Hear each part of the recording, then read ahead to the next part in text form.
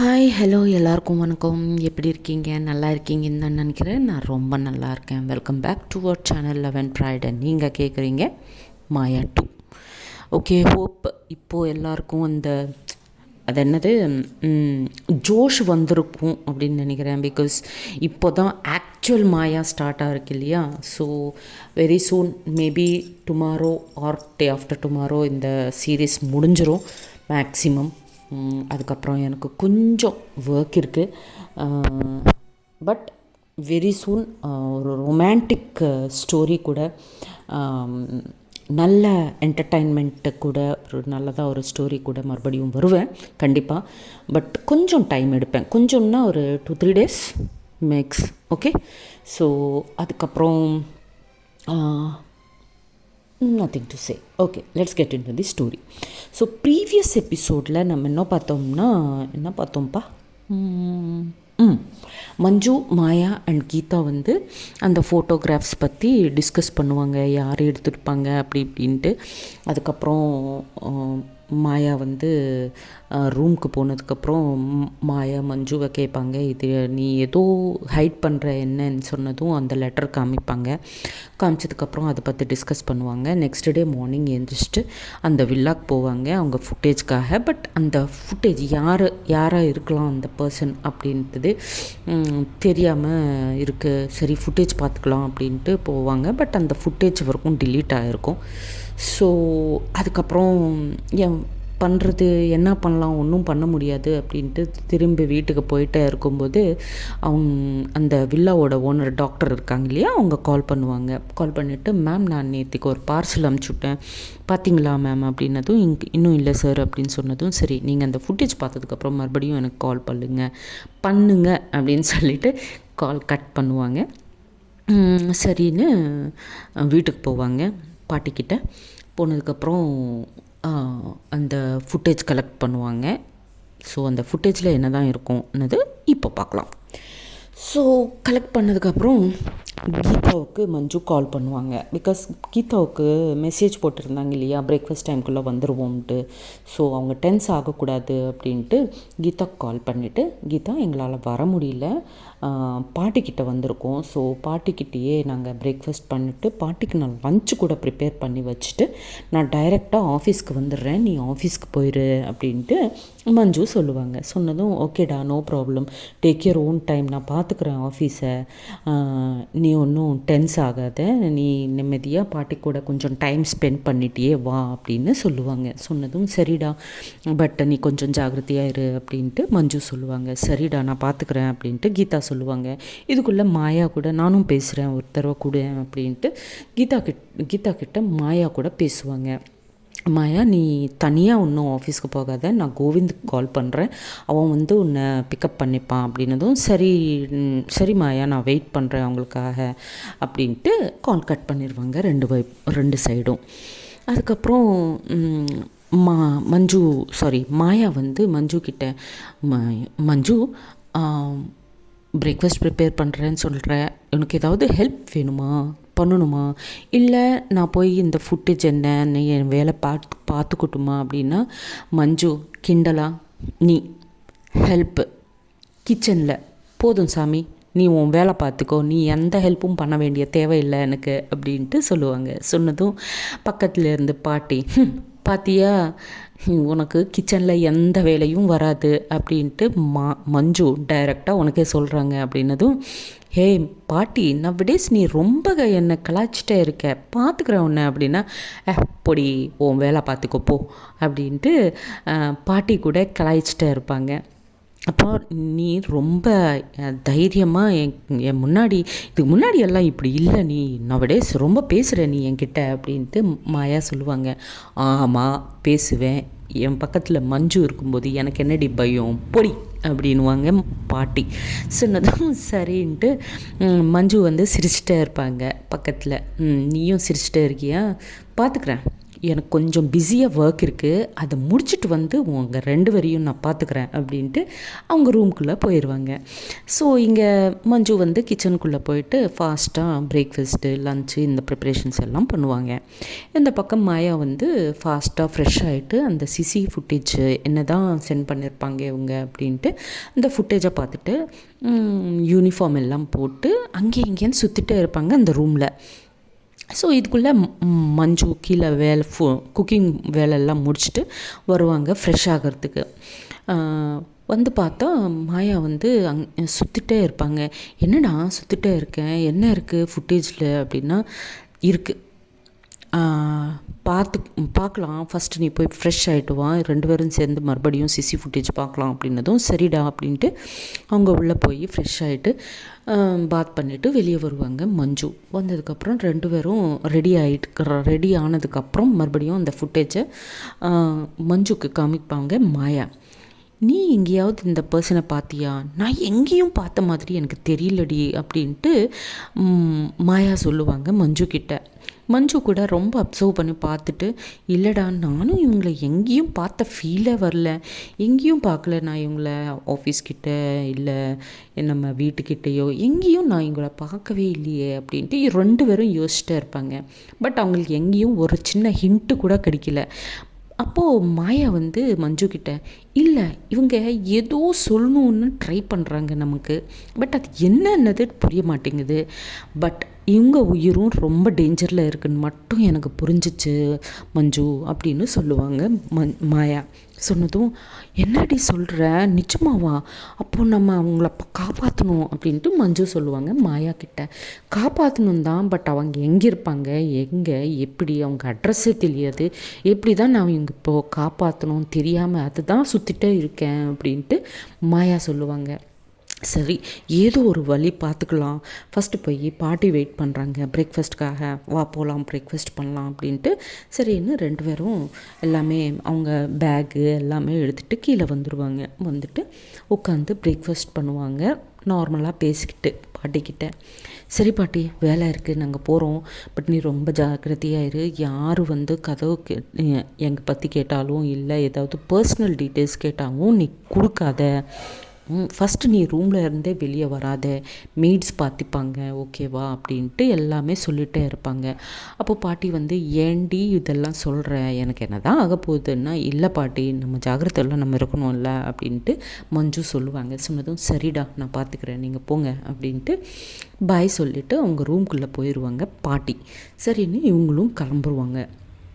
போகிற வழியில் ஒரு வீட்டுக்கிட்ட ஃபுல்லாக மக்கள் இருப்பாங்க.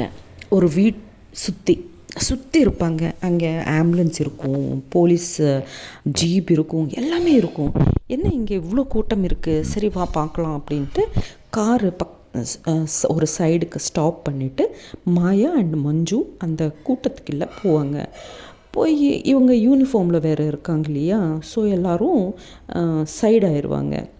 கொஞ்சம் தள்ளுங்கன்னு சொல்லிவிட்டு மாயா சொன்னதும் கொடுப்பாங்க. அந்த உள்ளே போவாங்க. உள்ளே போய் பார்த்து ஷாக் ஆயிடுவாங்க 2 பேரும் அந்த டெட் பாடியை பார்த்து. மஞ்சு எஸ்பெஷலி ரொம்ப ஷாக் ஆயிடுவாங்க. மாயா கிட்டையா வந்து, இப்போதான்டி நம்ம இவங்கள சிசி ஃபுட்டேஜில் பார்த்தோம், இவங்கள காப்பாற்றணும்னு நினச்சோமே, ஐயோ இதுக்குள்ளேயே இப்படி ஆச்சே, ரொம்ப கஷ்டமாக இருக்கு மாயா அப்படின்ட்டு மஞ்சு சொல்லுவாங்க. அப்போது மாயா வந்து அவங்க இந்த மாதிரி நிறைய கேசஸ் பார்ப்பாங்க இல்லையா, ஸோ மாயா வந்து இட்ஸ் ஓகே, இது ரொம்ப காமன் எங்கள் டியூட்டியில், சரி நீ இங்கே இருந்தால் இன்னும் பயந்துருவேன், நீ கிளம்பு, நான் கேப் புக் பண்ணுறேன், நீ ஆஃபீஸ்க்கு போ, பட் இந்த விஷயம் எதுவும் கீதாவுக்கு சொல்லாத ஓகேவா அப்படின்னதும் சரி அப்படின்ட்டு இவங்க கேபில் ஆஃபீஸ்க்கு கிளம்பி போயிடுவாங்க. அதுக்கப்புறம் மாயா வந்து கோவிந்துக்கு கால் பண்ணுவாங்க. கால் பண்ணிவிட்டு, கோவிந்த் நான் லொக்கேஷன் ஷேர் பண்ணுறேன், நீங்கள் வந்துருங்க அப்படின்ட்டு. சரி மேம் அப்படின்ட்டு அவங்களும் கால் கட் பண்ணிவிட்டு ஒரு 1/2 அன் ஹவரில் கோவிந்த் வந்துடுவாங்க. கோவிந்த் வந்து பார்த்ததும் கோவிந்த் கூட ஷாக் ஆயிடுவான். ஏன்னா மேம் இந்த சேம் பேட்டர்னா மறுபடியுமா, இன்னொரு மர்டரா அப்படின்வாங்க. ஆமாம், இனிமேல் லேட் பண்ணக்கூடாது, ரொம்ப சீக்கிரமாக இந்த கேஸை க்ளோஸ் பண்ணணும் கோவிந்த் அப்படின்னதும், ஓகே மேம் அப்படின்ட்டு சரி ஆம்புலன்ஸ் முன்னாடியே போயிட்டு அந்த ரிப்போர்ட்ஸ் எல்லாம் எடுத்துகிட்டு நீ ஆஃபீஸ்க்கு வந்துடு, நான் ஆஃபீஸ்க்கு போயிடுறேன் அப்படின்னு ஆஸ் யூஷுவல் கோவிந்தோட டியூட்டி சொல்லுவாங்க. மாயா சரின்னு கோவிந்த் அந்த ஆம்புலன்ஸ் பின்னாடியே போயிடுவான். ஸோ எல்லாரையும் அங்கே அந்த மக்கள் எல்லாரையும் டிஸ்பஸ் பண்ணிடுவாங்க, இங்கே போங்க போங்க அப்படின்ட்டு. அதுக்கப்புறம் மாயா இல்லை, இனிமேல் நான் லேட் பண்ணக்கூடாது, ரொம்ப டேஞ்சர் ஆகிட்டு போயிட்டே இருக்குது, ரொம்ப த்ரெட் இருக்குது வேறு மஞ்சுவுக்கும் கீதாவுக்கும், இனிமேல் நான் லேட் பண்ணக்கூடாது அப்படின்ட்டு மாயா டிசைட் பண்ணிவிட்டு சரி இங்கே எங்கேயாவது சிசி கேமரா ஃபுட்டேஜ் கிடைக்குமா பார்க்கலாம் அப்படின்ட்டு தேடி பார்த்துட்டே இருக்கும்போது இந்த வீட்டுக்கு ஆப்போசிட்டில் ஒரு கடை இருக்கும், ஒரு க்ராசரி கடை இருக்கும். அந்த கடையில் இருக்கும் சிசி கேமரா, பட் கொஞ்சம் உள்ளையாக இருக்கும், வெளியே இருக்காது கேமரா, பட் உள்ளையாக இருக்கும். சரி ஏதோ ஒன்று கிடைக்கும் இல்லை பார்த்துக்கலாம் அப்படின்ட்டு அந்த ஃபுட்டேஜ்க்காக போவாங்க. மாயா ரோட் க்ராஸ் பண்ணிவிட்டு இப்போது அந்த ஷாப்கீப்பர்கிட்ட அந்த கடைக்காரர்கிட்ட பேசுவாங்க. எனக்கு நான் இப்படி சிசி கேமரா ஃபுட்டேஜ் பார்க்கணும், எனக்கு ஏதாவது கிடைக்குமான்னு பார்க்கணுன்னா ஓகே மேடம் ப்ளீஸ் அப்படின்ட்டு அவங்க அலோவ் பண்ணுவாங்க. ஸோ சிசி கேமரா ஃபுட்டேஜ் பார்த்துட்டே இருப்பாங்க. 24 hours முன்னாடியிலேருந்து பார்த்துட்டே இருக்கும்போது ஒரு மிட் நைட்டில் ஒரு லேடி அந்த வீட்டுக்குள்ளே போகிற மாதிரி தெரியுது. ஒரு 1.5 hour கழிச்சதுக்கப்புறம் மறுபடியும் அதே லேடி வெளியே வருது. பட் ஜூம் பண்ணி பார்ப்பாங்க மாயா, யார் இந்த லேடி பார்க்கலாம்ட்டு. ஜூம் பண்ணி பார்த்தா ஒன்றும் தெரியல, நல்லா ஹைட் இருக்காங்க, ஃபுல்லாக சாரீ வேறு, அண்டு ப்ளவுஸ் கூட ஃபுல் ஹேண்ட் ப்ளவுஸு, க்ளவுஸஸ் வேறு, மாஸ்க்கு, பிளாக்கு ஸ்பெக்ஸு, சாரீ மேலே கூட ஒரு ஹேட்டு போட்டுட்டு கொஞ்சம் கூட எங்கேயும் யாருக்கும் தெரியாத அளவுக்கு ஃபுல்லாக கவர் பண்ணிக்கிட்டு அவங்க அங்கேருந்து போயிடுவாங்க. சரி யாருன்னு தெரியவே இல்லையே எப்படி அப்படின்ட்டு கொஞ்சம் நேரம் யோசிச்சுட்டு சரி இந்த ஃபுட்டேஜ் பென்ட்ரைவில் போட்டு கொடுங்க அப்படின்ட்டு இந்த பென்ட்ரைவில் போட்டுக்கிட்டு அங்கேருந்து மாயா கிளம்புவாங்க. ஆஃபீஸ்க்கு போகிற வழியில் மாயாவுக்கு இன்னொரு டவுட் வரும், அந்த ஆக்சிடெண்ட் கேஸ் பற்றி. ஆமாம், ஒரு ஆக்சிடெண்ட் நடந்ததில்ல, அது ஆக்சிடெண்ட் தானாவா இல்லை எல்லாரும் நினைக்கிற மாதிரி அது ஆக்சிடெண்ட் தானாவா இல்லை ஏதாவது மர்டர் கேஸா? சரி ஒரு தடவை பார்த்துடலாம். கோவிந்தை கேட்டேன், பட் அன்றைக்கி அவன் அங்கே எங்கேயும் சிசி கேமரா இல்லைன்னு சொல்லியிருக்காங்கல்ல, சரி நான் போய் செக் பண்ணுறேன் அப்படின்னு நினச்சிட்டு அங்கேருந்து கிளம்பி அந்த பிளேஸ்க்கு போவாங்க மாயா. போய் லாரி எந்த டைரெக்ஷனில் வந்திருக்கு அந்த டைரெக்ஷனில் இவங்க ஸ்லோவாக ட்ராவல் பண்ணிகிட்டே இருப்பாங்க மாயா. ஸோ ஒரு 1.5 கிலோமீட்டர் ட்ராவல் பண்ணதுக்கப்புறம் அங்கே ஒரு 4 ஷாப்ஸில் சிசி கேமரா ஃபுட்டேஜ் இருக்கும். ஸோ அந்த ஃபுட்டேஜை போய் பார்த்துட்டே இருப்பாங்க. பார்த்துட்டே இருக்கும்போது அங்கே ஒரு ஷாக்கிங்கான விஷயம் கண்டுபிடிச்சிருவாங்க மாயா. அந்த சேம் லேடி, அதே சாரீ, அதே blouse, full hand blouse, gloves, mask, specs, cap எல்லாமே சேமாக இருக்கும். ஸோ அப்போ கன்ஃபார்ம் ஆயிடுவாங்க மாயா தட் அந்த பைக் பர்சன் கூட ஆக்சிடெண்ட் கிடையாது, அதுவும் பிளான்டு மர்டர் தான் அப்படின்ட்டு அந்த ஃபுட்டேஜ் கூட கலெக்ட் பண்ணுவாங்க. பட் ஃபுட்டேஜஸ் பற்றி யாருக்கும் சொல்ல மாட்டாங்க மாயா. பிகாஸ்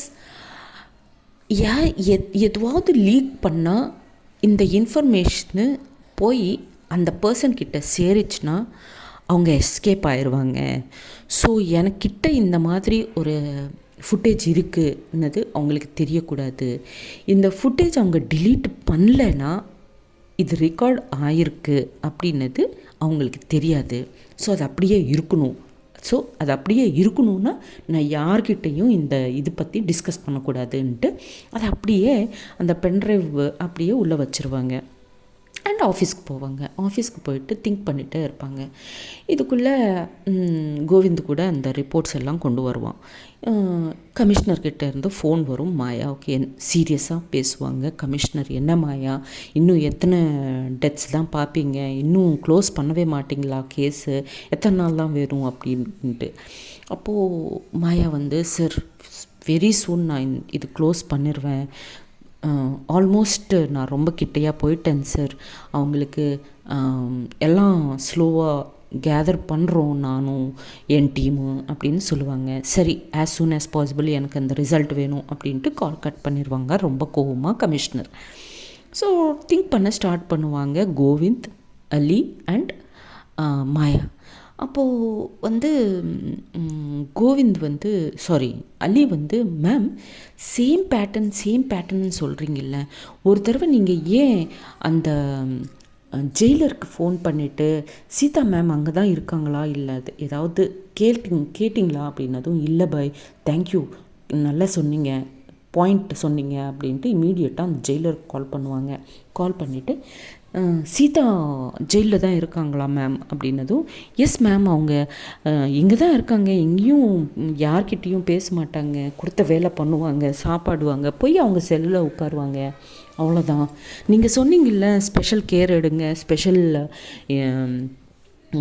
என்ன அவங்க மேலே கண்டிப்பாக யாரோ ஒருத்தர் கண்டிப்பாக அவங்கள பார்த்துட்டே இருக்கணும்னு சொன்னீங்கல்ல, நாங்கள் அதுதான் பண்ணுறோமா, எங்கேயும் போகல மேம் அவங்க அப்படின்னதும், ஓகே பட் ஸ்டில் நீங்கள் ரொம்ப கான்ஷியஸாக இருங்க அப்படின்ட்டு கால் கட் பண்ணிடுவாங்க மாயா. அதுதான் சொல்லுவாங்க, இல்லை அவங்க ஸ்டேஷனில் தான் இருக்காங்களாம், அவங்க எங்கேயும் போகலையா அப்படின்ட்டு. சரி ஓகே, பட் நான் கூடி சீக்கிரம் இந்த கேஸை க்ளோஸ் பண்ணிடுவேன், அப்போது இருக்கு அவங்களுக்கு அப்படின்னதும் அலி அண்டு கோவிந்த் வந்து ரொம்ப ஒருத்தர் ஃபேஸ் ஒருத்தர் பார்த்துட்டு, ஓகே மேம் அப்படின்ட்டு அங்கேருந்து அவங்கவுங்க வீட்டுக்கு போயிடுவாங்க. டியூட்டி முடிச்சதுக்கப்புறம் வீட்டுக்கு வந்ததுக்கப்புறம் கொஞ்சம் டென்ஸ் ஃபேஸ் இருக்கும் மாயா ஃபேஸில், அது மஞ்சு அப்சர்வ் பண்ணுவாங்க. ஸோ ஃப்ரெஷ் ஆகிட்டு டின்னர் எல்லாம் முடிச்சதுக்கப்புறம்